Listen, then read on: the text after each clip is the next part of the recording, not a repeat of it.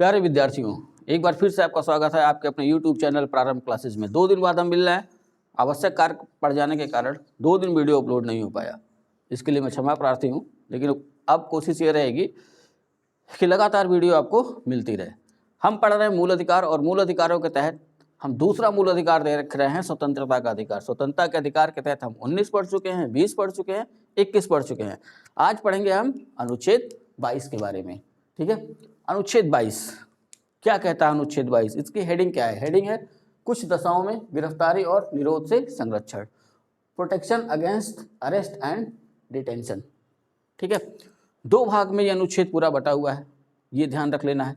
मतलब 2 व्यवस्थाएं इस अनुच्छेद में दी गई हैं। अभी ध्यान, अनुच्छेद 22 है क्या? तो हम पिछली क्लास को याद करें। अनुच्छेद 21 हमने पढ़ा था, प्राण और दैहिक स्वतंत्रता, और उसके तहत हमने देखा था कि हर व्यक्ति को प्राण और दैहिक स्वतंत्रता मिली हुई है, लेकिन किसी व्यक्ति की दैहिक स्वतंत्रता को विधि द्वारा स्थापित प्रक्रिया के अनुसार ही बाधित किया जा सकता है, ऐसा हमने देखा था। और अनुच्छेद 22 उसी विधि का वर्णन करता है कि किस विधि द्वारा किसी व्यक्ति की दैहिक स्वतंत्रता को बाधित किया जाता है। दूसरे शब्दों में कह लें तो अनुच्छेद 22 जो व्यक्ति अपराध किया हुआ है ना, उसको भी संरक्षण दे रहा है।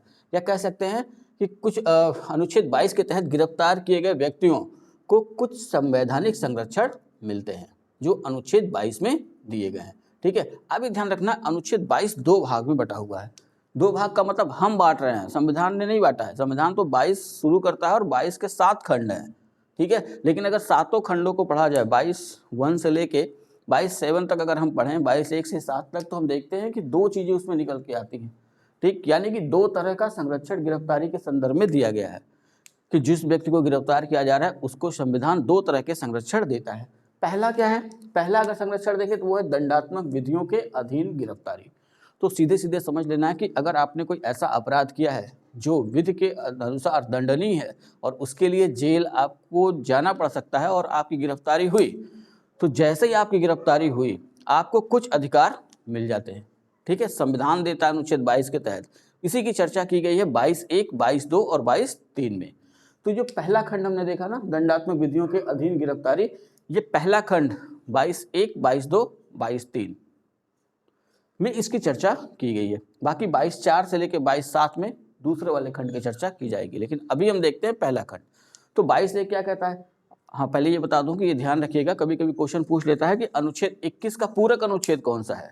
तो अनुच्छेद 21 का पूरक अनुच्छेद है अनुच्छेद 22, कि जिस विधि के बारे में अनुच्छेद 21 कहता है कि किसी व्यक्ति को प्राण और दैहिक स्वतंत्रता से विधि द्वारा स्थापित प्रक्रिया के द्वारा ही उसकी प्राण और दैहिक स्वतंत्रता छीनी जा सकती है, और अनुच्छेद 22 उसी की चर्चा करता है। ठीक है, तो अब देखते हैं 22(1) क्या कहता है।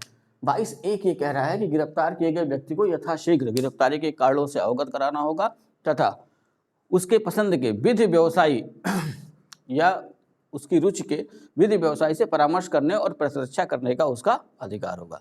जैसे सपोज करिए कि आपने कोई अपराध किया, तो अपराध करने के बाद आपको जैसे ही गिरफ्तार किया गया, वैसे ही फिल्मों में देखा होगा कि जब कोई व्यक्ति गिरफ्तार होता है तो कहता मैं एक फ़ोन करना चाहता हूँ। तो ये अनुच्छेद 22(1) के तहत उन पुलिस वालों की जिम्मेदारी है कि उसको एक फ़ोन करने के लिए मौका देंगे कि वो लोगों को बता सके, चाहे अपने विधि व्यवसायी से बात करे, चाहे अपने घर वालों से। तो वो किसके तहत? 22(1) के तहत। तो क्या है 22(1) पूरा? कि गिरफ्तार किए गए व्यक्ति को यथाशीघ्र गिरफ्तारी के कारणों से अवगत कराया जाएगा। जैसे वैसे थोड़ी ना हो सकता है कोई मुझे कहे कि हाँ चलो थाने, गिरफ्तार कर लिया, हमको पता ही नहीं क्यों गिरफ्तार किया हुआ है। तो हम पूछेंगे ना, ये हमारा अधिकार है, मूल अधिकार। अगर हमको गिरफ्तार किया गया तो हम पूछ सकते हैं 22(1) के तहत कि हमें क्यों गिरफ्तार किया गया है, और वो कारण उनको बताना होगा। कारण बताने के बाद हम ये कहेंगे कि हमें अपने विधि व्यवसायी वकील या जिससे हम बात करना चाहें उससे हमें बात करनी है, और उनकी जिम्मेदारी है कि वो हमारी बात कराएंगे। ठीक, ये 2 कंडीशन, और इतने के बाद अपनी प्रतिरक्षा करने का अधिकार होगा। तो जब हम वकील से अपने बात कर लेंगे, घर वालों से बात कर लेंगे, तो वो है प्रतिरक्षा का अधिकार। तो ये अनुच्छेद 22(1). ठीक, 22(2) में क्या देखें? 22(2) में जो कहा गया है कि गिरफ्तार किए गए व्यक्ति को यात्रा के आवश्यक समय को छोड़कर गिरफ्तारी के 24 घंटे के भीतर निकटतम मजिस्ट्रेट के सामने प्रस्तुत करना होगा। तो इस बात को ऐसे समझ लेना है कि मान लेते हैं हमको अयोध्या में ही गिरफ्तार किया गया, तो अयोध्या में ही गिरफ्तार किया गया, तो यहाँ से थाने ले जाने में जो समय लगा उस समय को निकाल देंगे। या इसको ऐसे समझिए कि कोई व्यक्ति अयोध्या से अपराध करके भाग गया दिल्ली या बम्बई, मान लेते हैं दिल्ली चला गया, अब बाद में पुलिस वालों को पता चला, उसको दिल्ली से पकड़ के लाया गया, तो दिल्ली जब पकड़ा गया तो दिल्ली से पकड़ के जिस संबंधित थाने में उसके खिलाफ रिपोर्ट दर्ज थी, वहाँ तक आने में दिल्ली से जो समय लगा उस समय को छोड़ दिया जाएगा, वो उसकी गणना उसकी नहीं होगी। और जैसे ही वो थाने में पहुँचा, ठीक, वहीं से 24 घंटे की गणना होगी, वहीं से 24 घंटे के भीतर उसको निकटतम मजिस्ट्रेट के सामने प्रस्तुत करना होगा।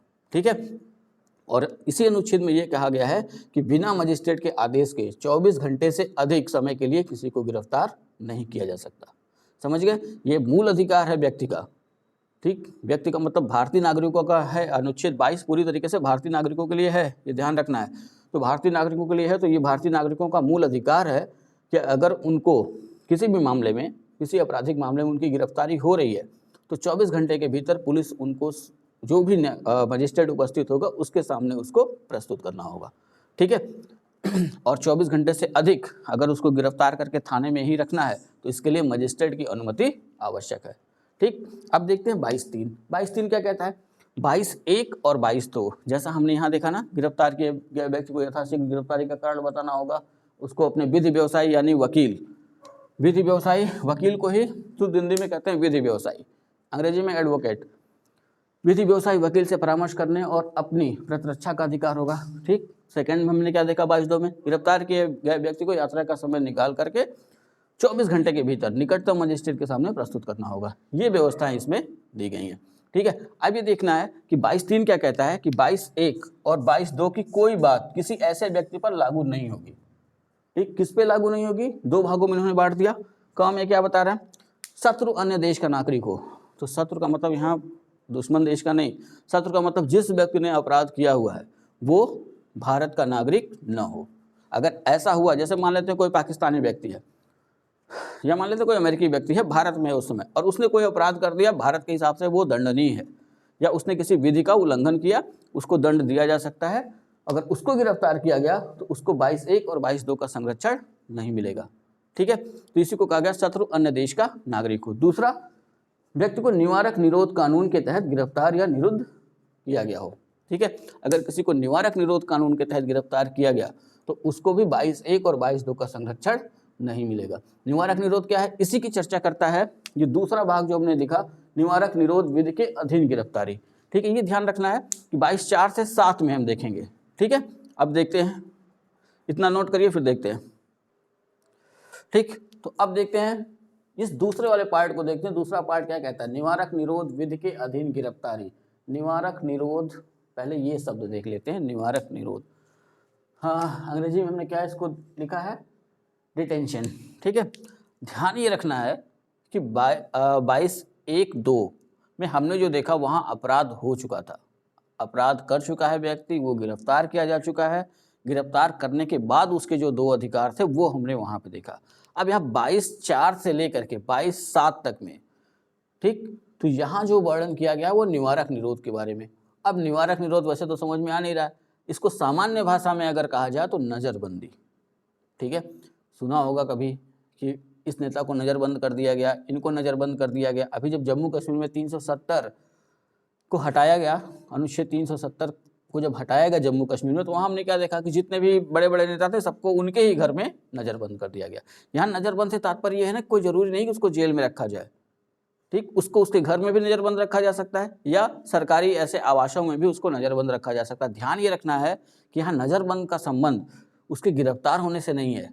कहा जाता है कि अनुच्छेद 22(1)(2) में तो अपराध हो चुका है, लेकिन 22(4), 5, 6, 7 इसके तहत अगर हम देखें तो 22(4) और 5 के तहत, 5 और 6 के तहत अगर हम देखें तो यहाँ ये उद्देश्य ये है कि व्यक्ति, हमें पता है कि वो अपराध करने वाला है, ठीक है, और हम क्या कर रहे हैं, उसको अपराध करने से या उसको अपराध करने से पहले ही रोक दे रहे हैं।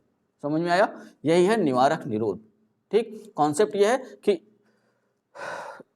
इलाज से बेहतर रोकथाम, कि उसको बीमार ही नहीं होने दिया जाए, पहले ही उसको बीमार होने से पहले, जैसे मान लेते हैं कि दूषित भोजन करने से बीमारियां होती हैं, हम उसको दूषित भोजन खाने ही ना दें।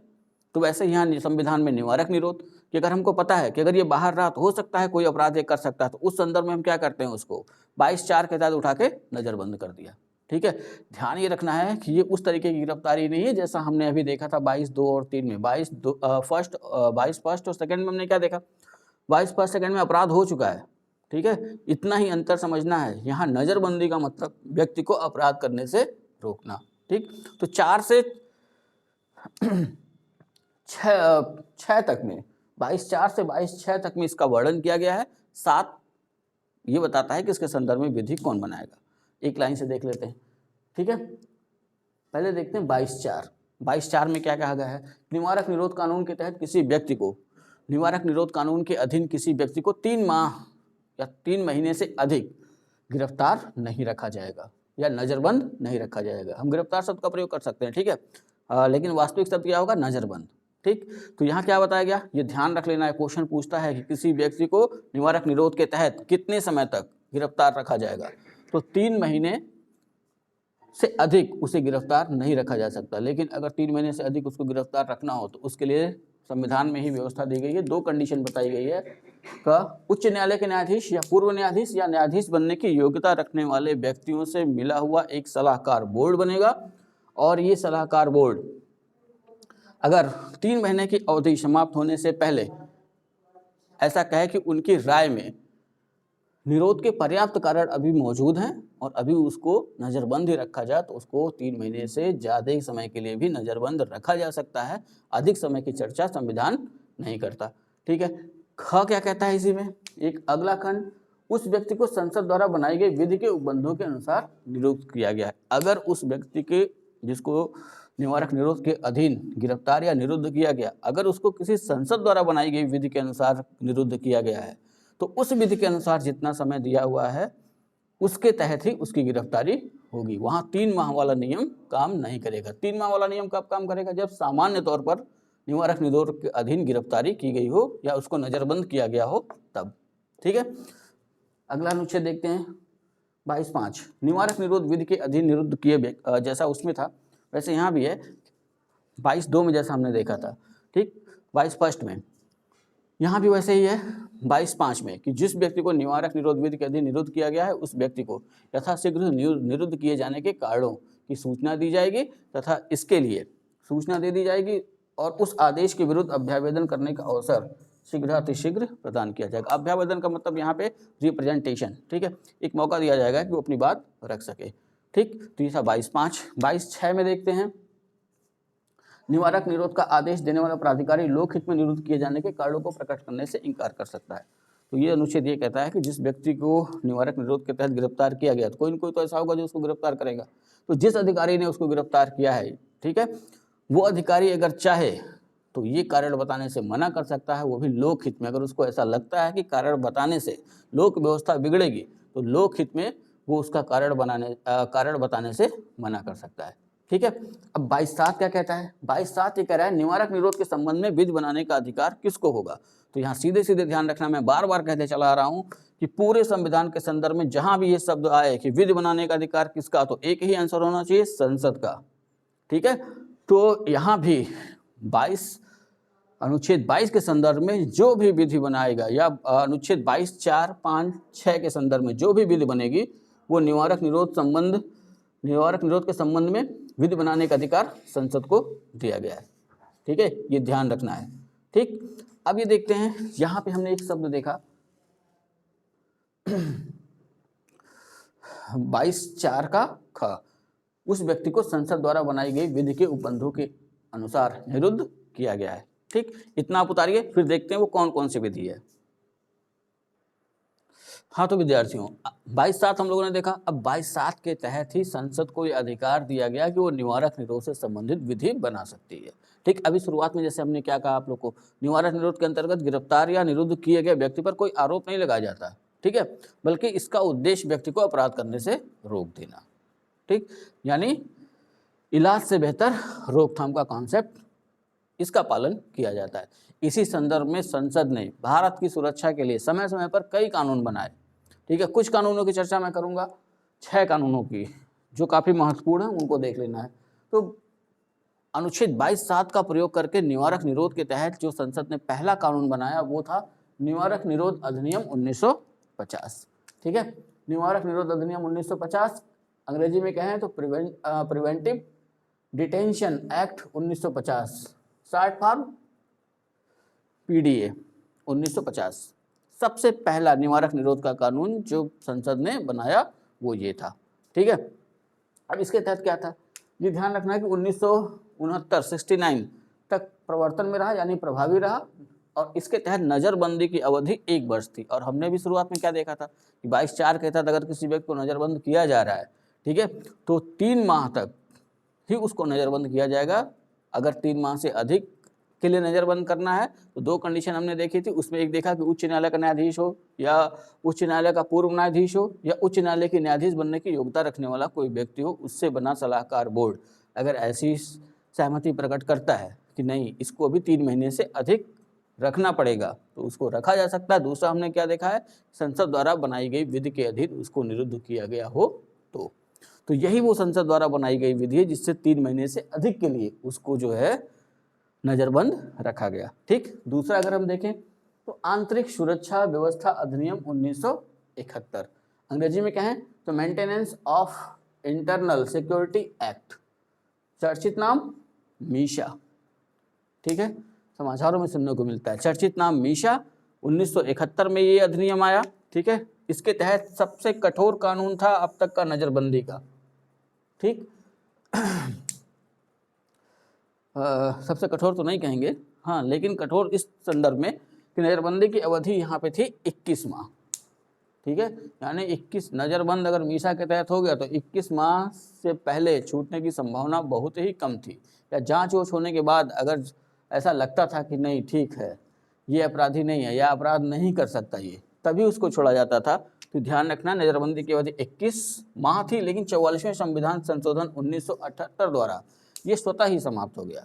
ठीक है, ये जब स्वतः समाप्त हो गया तो ऐसा माना जाता है कि 1979 में समाप्त। लेकिन अगर कभी पूछे कि ये मीशा कब से कब तक लागू रहा तो हमारा आंसर होगा 1971 से 78, ये ध्यान में रखना है। ठीक है, 1971 से 78 तक ये अधिनियम चला और 44वें संविधान संशोधन अधिनियम 1978 द्वारा समाप्त हो गया।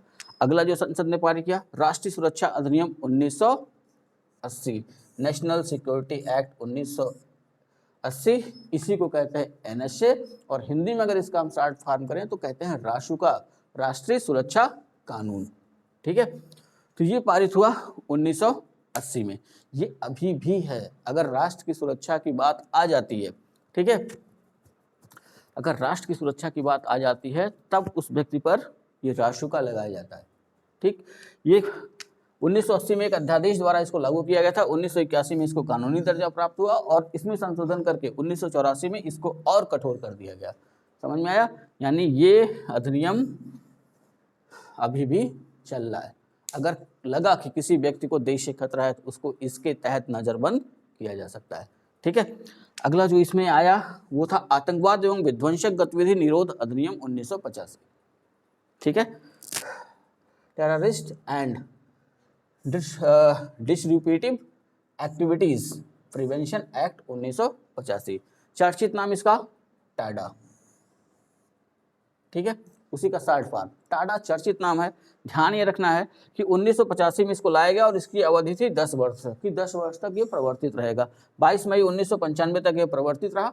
इसके तहत जो व्यवस्था थी कि यहाँ अगर कोई व्यक्ति गिरफ्तार होता था तो 180 दिन 6 महीने उसको पुलिस अभिरक्षा में रखा जा सकता था। ये ध्यान रखना है कि जांच पड़ताल पूरी पुलिस को कर लेती, 6 महीने के पश्चात उसको सक्षम अधिकारी के समक्ष प्रस्तुत करना था और उसके बाद भी उसे 180 दिन तक नज़रबंद रखा जा सकता था। समझ में आया, कुल अवधि कितनी हो गई, 1 साल, 180 दिन यानी 6 माह, 30 का ही तो 1 महीना मानेंगे हम। तो उस तरह सामान्य तौर पे देखें तो लगभग 1 साल तक इसके तहत, यहाँ यही सबसे कठिन व्यवस्था थी कि इसके तहत जो 6 महीने पुलिस अभिरक्षा में रहने की व्यवस्था दी गई थी। ठीक है, अगला अगर हम देखें तो आतंकवाद निरोधी अधिनियम 2002, प्रिवेंशन ऑफ टेररिज्म एक्ट 2002, इसी को हम कहते थे पोटा। ये टाडा इसलिए भी चर्चा में था कि आपको याद होगा संजय दत्त का मामला, तो संजय दत्त को भी नज़रबंद रखा गया था और उनके ऊपर जो उनके पास कुछ ऐसे हथियार मिले थे जो भारत में आम लोगों के लिए नहीं बने हुए थे, यानी उसको सिर्फ सेना ही रख सकती थी। तो उस संदर्भ में उनकी गिरफ्तारी हुई थी और उनके ऊपर जो लगाया गया था वो था टाडा। ठीक है, इसी के तहत अगला जो पारित हुआ 22 मई 1995 तक इसकी अवधि थी। ठीक, अगला जो पारित हुआ आतंकवाद निरोधी अधिनियम 2002, प्रिवेंशन ऑफ टेररिज्म एक्ट 2002, इसको नाम दिया गया पोटा। इसके संदर्भ में थोड़ा ध्यान रखना है कि 2 अप्रैल 2002 को टाडा के स्थान पर लाया गया। ठीक है, आतंकवाद एवं विध्वंसक गतिविधि निरोध अधिनियम 1985 टाडा के स्थान पर एक नया एक्ट लाया गया, आतंकवाद निरोधी अधिनियम 2002, प्रिवेंशन ऑफ टेररिज्म एक्ट 2002, इसी का शार्ट फॉर्म पोटा। अब इसमें क्या था कि 2 अप्रैल 2002 को टाडा के स्थान पर आया। अब इसमें पुलिस अभिरक्षा में रखने की अवधि थी 30 दिन। ठीक है, लेकिन काफ़ी विवादित कानून रहा, तो 21 सितंबर 2004 को संसद ने ही इसको रद्द कर दिया।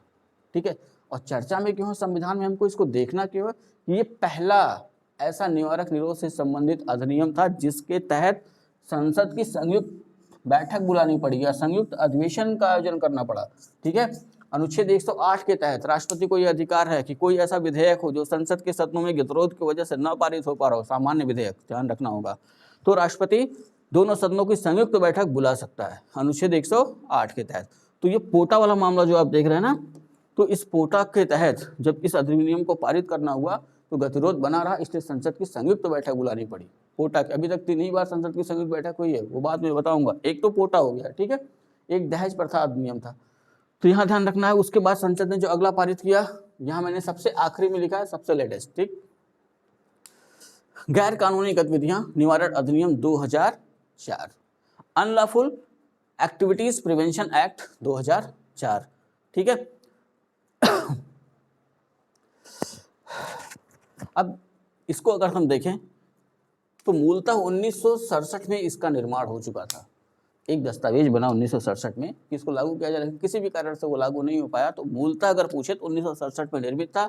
2004 में पोटा के समाप्त होने के बाद संशोधन करके अध्यादेश द्वारा 21 सितंबर 2004 से ये प्रभावी हुआ। ठीक है, अध्यादेश द्वारा प्रभावी हुआ, अभी कानून नहीं बना था। आगे चल के मुंबई आतंकी हमला सबको याद होगा, 26 नवंबर 2008। 26 नवंबर 2008 के पश्चात राष्ट्रीय जांच एजेंसी के कहने पर, ठीक है, इस गैर कानूनी गतिविधियां निवारण अधिनियम में कई संशोधन के विधेयक प्रस्तुत किए गए और विधेयक प्रस्तुत करने के बाद ये संसद में पारित हुआ। संसद में पारित होने के बाद राष्ट्रपति ने इस पर हस्ताक्षर किया और 31 दिसंबर 2008 को इसने कानूनी रूप धारण कर लिया। ठीक है, तो अभी अगर वर्तमान में देखें तो ये 2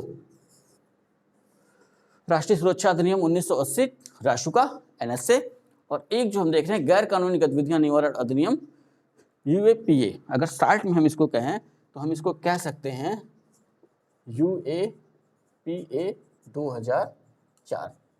इसी के तहत निवारक निरोध या किसी व्यक्ति को निवारक निरोध के अधीन रखा जा सकता है। ठीक है, अनुच्छेद 22 काफ़ी लंबी है, समझने में थोड़ी सी दिक्कत होती है। ठीक है, तो ऑनलाइन क्लास में मैंने कोशिश तो की है पूरा समझाने की, एक बार ध्यान से देख लीजिएगा, अगर ना समझ में आए तो दोबारा देख लीजिएगा।